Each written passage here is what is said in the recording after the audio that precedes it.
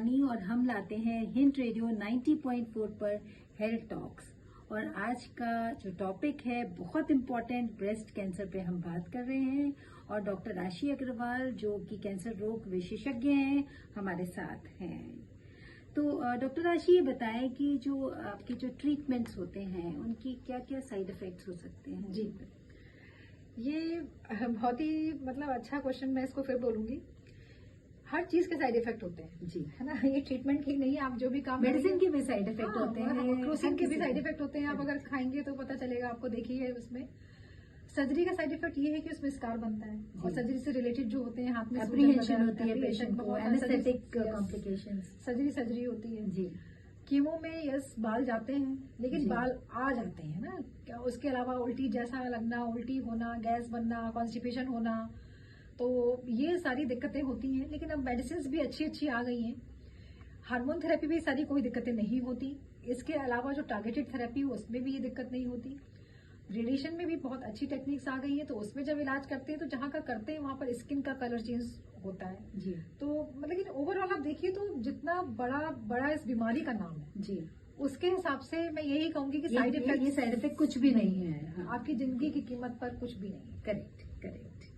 Doctor राशि ये बताएं, जैसे कि हमने ट्रीट कर दिया, आपने ट्रीट कर दिया एक पेशेंट को, तो उसके बाद उसको आप कैसे फॉलो अप करते हैं? मतलब कितने कितने दिनों बाद बुलाते हैं और ये इसके रिकरेंस के चांसेस मतलब कैसे क्या होते हैं? जी, ये आपका जो क्वेश्चन है, हर पेशेंट ही जानना चाहता है कि क्या चांसेस हैं। जी, तो जैसा आपने पहले भी कहा था, स्टेज 1 में 98% क्योर होता है। तो ये क्योर का मतलब ये होता है कि वो हमेशा के लिए क्योर हो गए। जी, रिकरेंस नहीं होती है इसमें इंक्लूड। स्टेज 2 में जो होता है, वो जो हम लोग बोलते हैं ना कि भाई 80% हुआ, 70 to 82% क्योर, इसका मतलब क्या है? इसका मतलब ये है कि उसमें रिकरेंस के चांसेस है बाकी पेशेंट्स में। जी। स्टेज 3 में 60% क्योर है, इसका मतलब क्या है? 40% पेशेंट्स में रिकरेंस के चांसेस है। तो डिपेंड्स होता है कि it depends upon so many factors. Stage क्या है, वही स्टेज है, और बायोलॉजी, आपने ट्रीटमेंट कितना लिया है, कितने गैप पे लिया कैसे। करेक्ट। तो ये सारी चीजें भी मैटर करती हैं आपके रिकरेंस के होने के और या फिर नहीं होने और आपका एटीट्यूड कैसा है डिजीज के? बिल्कुल पॉजिटिव अगर आप रहेंगे, आप चिंता ही होता है ना। मैंने कई बार बारे में सोचे ही ना, डिजीज के बारे में बात ही ना करें,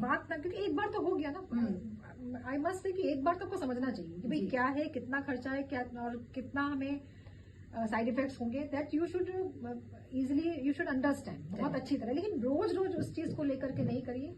बिल्कुल सही बात है कि पॉजिटिव अप्रोच बहुत जरूरी है, उससे बहुत चीजें ठीक हो जाती हैं। डॉक्टर राशि, आप इतने पेशेंट्स देखती हैं day in and day out, कोई आपका एक्सपीरियंस ऐसे पेशेंट का जो यंगर हो, जिसकी मतलब विल पावर और आपने ट्रीटमेंट किया, अच्छे स्टेज पे पकड़ा गया, तो एक स्टोरी छोटी सी शेयर हो जाए। बिल्कुल।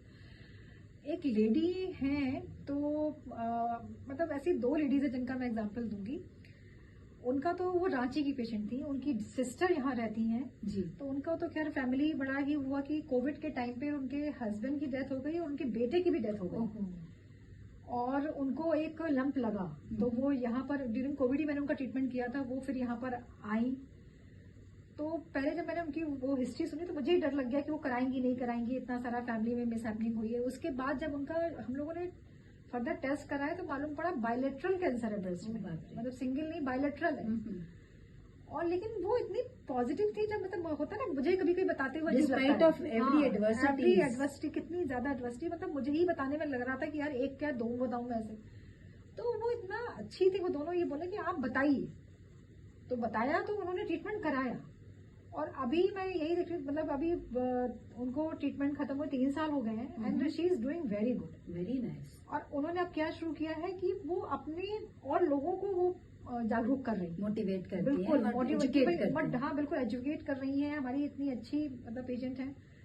और ऐसे एक लेडी है 38 ईयर्स की, बहुत यंग है, उनके बच्चे भी बहुत छोटे हैं। तो उनके अंदर जो बात थी, वो she wants to continue her exercise. उसको होता है ना जिम जाने का और एक्सरसाइज का बहुत शौक था। तो अब क्या होता है कि ब्रेस्ट में हम लोग वजन उठाने से मना कर देते हैं जिस हाथ की तरफ सर्जरी हुई है। उसने रीजन समझा कि हम लोग क्यों मना करते हैं। उसके बाद उसने थोड़ा वेट उठाया और अपने पैशन को जिंदा रखा। अब वो आराम से वो वेट जो लिफ्टिंग है वो करती। मैं हर को ये नहीं बोलूंगी कि आप वेट लिफ्ट कर सकते हो, लेकिन मैं ये कह रही हूँ कि चीजों को समझना, वो बहुत जरूरी और है। अपने डॉक्टर पे विश्वास रखना कि अपने वो जो ऊपर, कह अपने रहे हैं। डॉक्टर पर, अपनी फैमिली पर, हर चीज पे आपको विश्वास तो करना ही होगा।